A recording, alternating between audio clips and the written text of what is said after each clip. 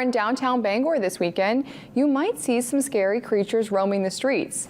The 12th annual Bangor Zombie Walk will take place Saturday starting at 3 p.m. at the waterfront.